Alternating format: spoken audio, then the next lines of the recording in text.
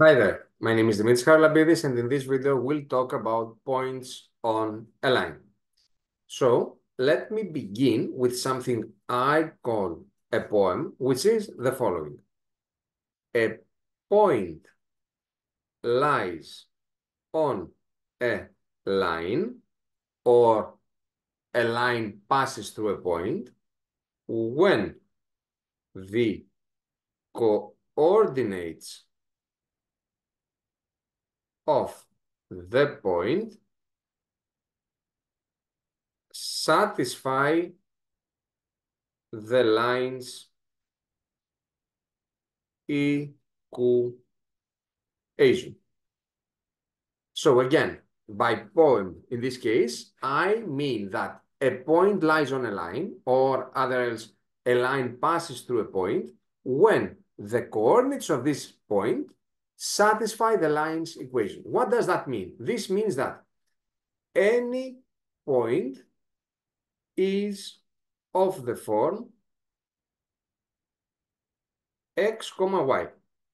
X is the x coordinate and y is the y coordinate. A point will be on a line if its coordinates satisfy that line's equation, meaning that if I properly substitute the point's coordinates on the line's equation, a true statement will be formed. And by true statement, we mean, for instance, that 5 equals 5, 3 equals 3, perhaps negative 10 equals negative 10, and so on. On the other case, if we end up with something which doesn't make any sense, which is not valid, as if, for instance, 5 equals 6, then we will know for fact that that point will not be lying on that specific line. Let's see an example. Is line with equation y equals 3x plus 5 passing through the point A? So we were given a point A with coordinates 2, 10. We know that this should be the x coordinate and this, number 10, should be the y coordinate.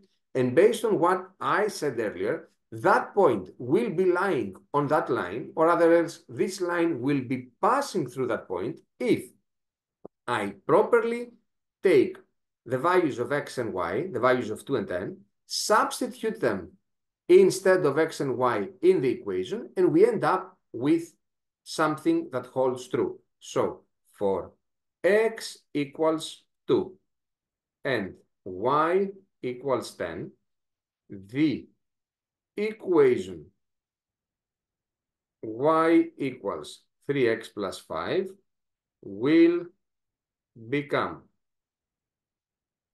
10 equals 3 times 2 plus 5. 10 should be equal to 6 plus 5. 10 is equal to 11. That's certainly not valid.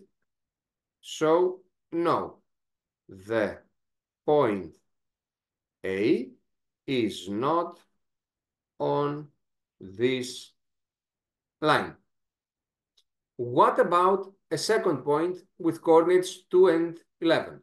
Again, in this point, we know that the x-coordinate is 2 and that the y-coordinate is 11. Once again, in order to check whether that point is on that line, I have to take these values, 2 and 11, substitute them in the line's equation in places of x and y respectively, and see what comes up.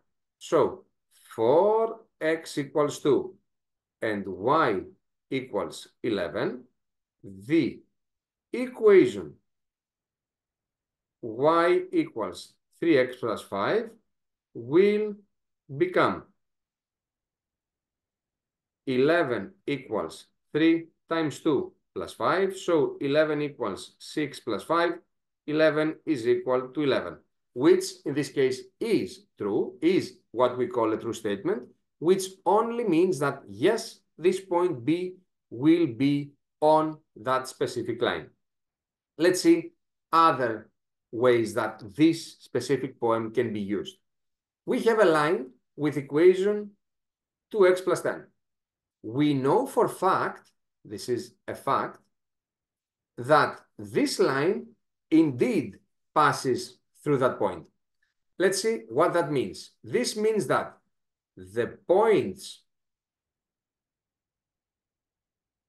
coordinates do satisfy the line's equation, which further means that if I substitute x by 3, because this is the x coordinate, and y by k, because this is the y coordinate, whatever comes as a result should be true. So this means that for x equals 3 and y equals k, the expression y equals 2x plus 10 becomes k equals 2 times 3 plus 10, so k equals 6 plus 10, so k equals 16, and that is true. So through that, we were able to calculate the specific value of k. K should be 16. In the next example, point with coordinates 2 and 5, and remember that this is always the x coordinate and this is the y coordinate. So this specific point lies, this is a fact, on that line, which means that the coordinates of 2, 5 satisfy the equation y equals 3x plus c, which further means that the coordinates of 2, 5, if properly substituted, and by properly, I mean that x should be substituted by 2 and y should be substituted by 5. If properly substituted in the equation y equals 3x plus c, will produce a true statement. That's what satisfy this equation means, a true statement. So by keeping that in mind, let's do that. For x equals 2 and y equals 5, the equation 3x plus c will become 5 equals 3 times 2 plus c. So 5 is 6 plus c. And since we know that this is true, 5 minus 6 is c, which further means that c is equal to -1. And that's how we ended up with the value of c. This is a critical exercise, specifically for the cases that we will see later on other videos about finding the equation of a straight line, because we will mostly be using that specific way of dealing with this poem thing. Let's see now two key characteristics of a line, the one of x-intercept and the y-intercept. To properly understand that, let me draw here a Cartesian plane, x and y, and let me draw on it a straight line. There are 2 points which are considered to be characteristic points. One is this. This is the x-intercept. And the other one is that, which is the y-intercept.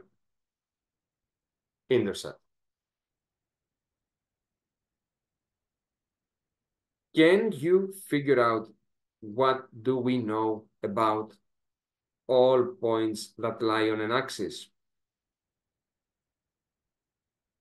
Or let me help you on that. The x-intercept, again, is the point at where the line intersects with the x-axis. Assuming that I have this Cartesian plane. This, for instance, could have been the point with coordinates 0, 0. This could have been 2, 0. This could have been 5, 0. This could have been negative 2, 0, and so on. What do we notice? We do notice that any point on the x-axis is always of the form x, 0. So any point that lies on the x-axis always has a y coordinate of 0. On this specific property, we will focus our methodology. To find the x-intercept of a line, of a graph in general, but let's focus on lines in this video. To find the x-intercept of a line, I need to go to the lines equation, put y equals 0, and solve for x. So let's do that in this case. The lines equation is y equals 10x minus 20. Let's put y equals 0, and now let's solve. 0 is 10x minus 20. 10x is 20. X equals 2. This is the x-intercept, but be careful on that. You will later see that we cannot just answer with x equals 2 because we will see that this represents a line which is vertical to the x-axis.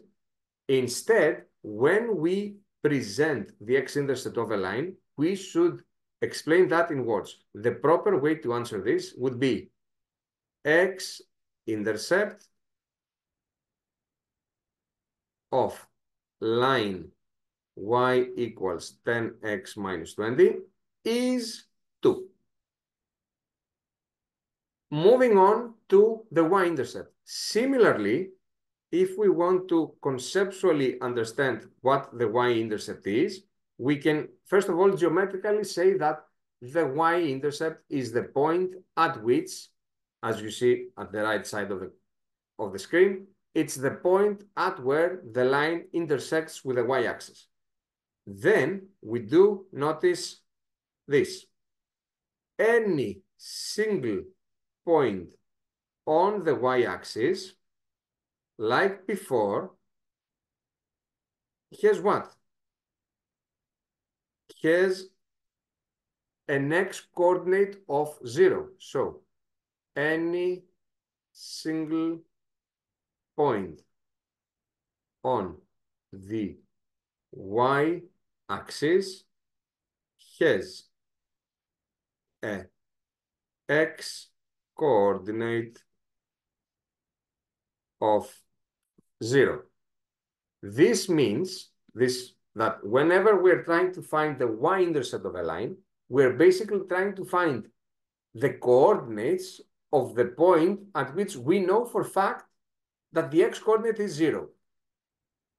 So to find the y-intercept of a line, I need to firstly go to the lines equation, B, put x equals 0, and then solve for y. Let's do that in this case. For x equals 0, y equals 3x minus 9 will become